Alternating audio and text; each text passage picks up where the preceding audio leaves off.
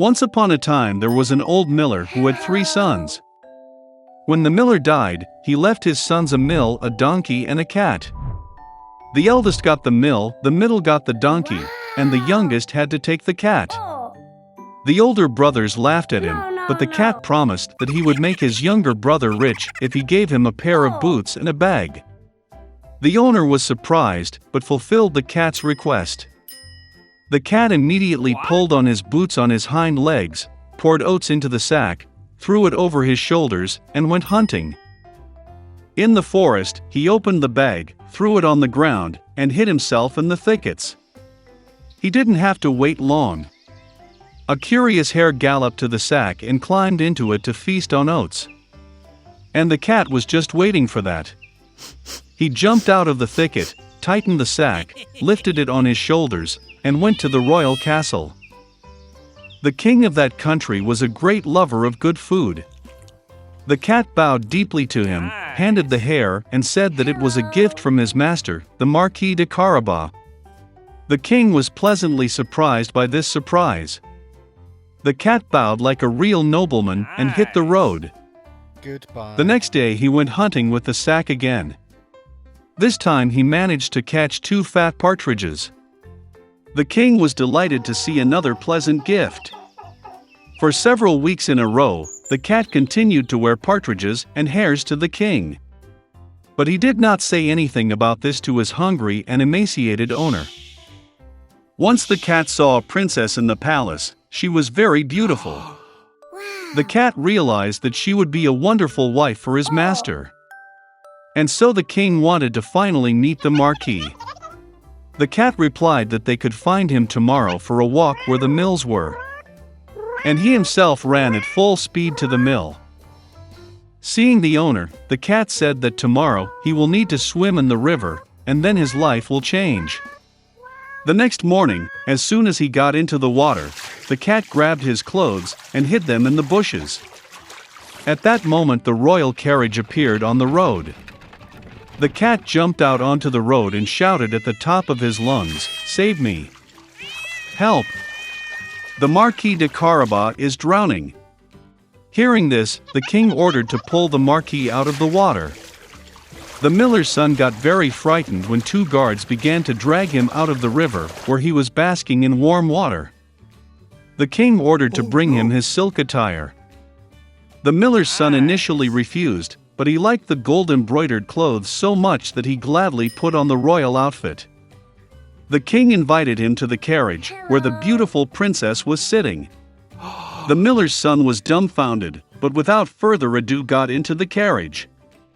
A minute later, the carriage rolled on through the fields and meadows that belonged to the giant cannibal who lived in a huge castle.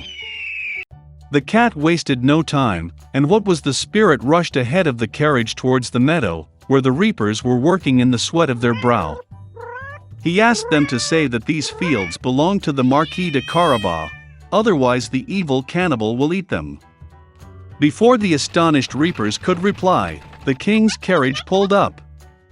And when the king asked whose meadows they were, they answered in a friendly chorus that these fields belonged to the Marquis de Carabas. Meanwhile, the cat went straight to the man-eater's castle. With feline dexterity, he jumped over the stone wall and made his way into the castle. The cannibal was sitting at a large table laden with various dishes. Seeing the Puss in Boots, he was greatly surprised at such impudence. The cat began to tease the giant and said that he could not turn into a lion. Before the cat had time to utter these words, the cannibal turned into a huge lion with a shaggy mane. The cat's soul went into his boots from fear, but he overcame it and said that the cannibal could never turn into a mouse. The terrible lion disappeared, and a small mouse appeared in its place. And that was all the cat needed. In the blink of an eye he caught up with the mouse, caught it, and ate it. At this very time, the royal carriage drove into the castle courtyard. Opening the carriage doors, the cat bowed politely and said that he was glad to see everyone in the castle of the Marquis de Carabas.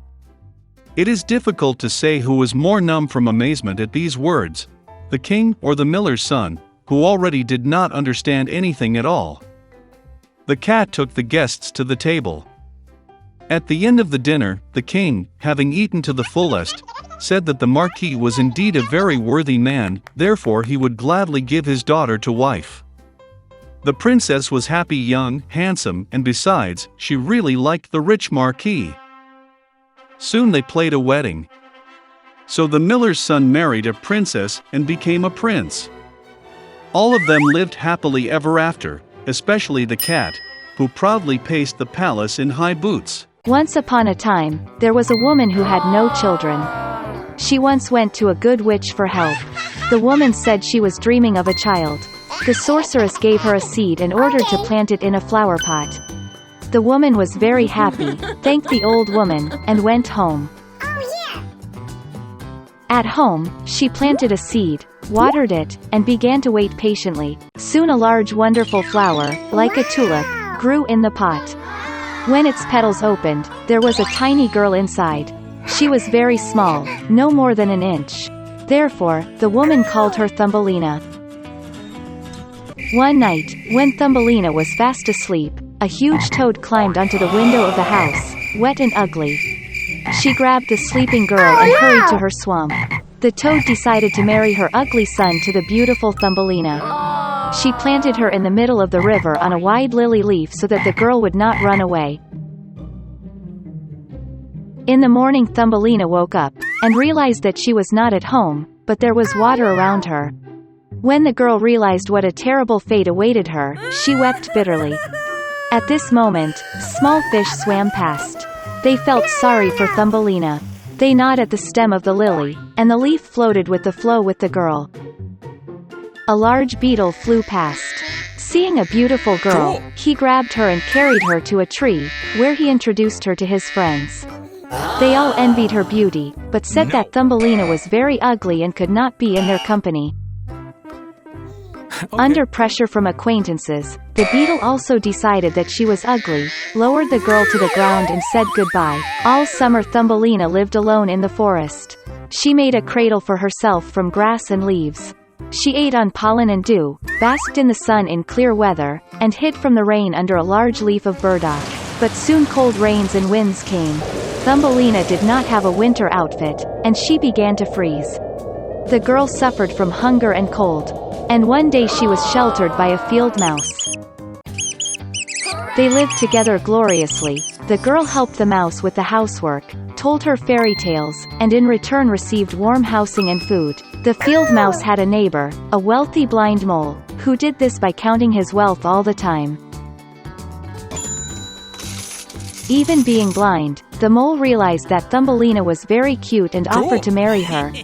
But the girl was not at all happy about this. She did not like the boring mole. Once, walking along the underground passages, Thumbelina saw a wounded swallow, which almost died of the cold.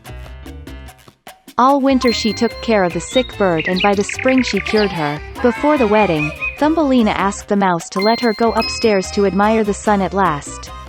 When she climbed out of the mouse hole, she saw a swallow, which she cured.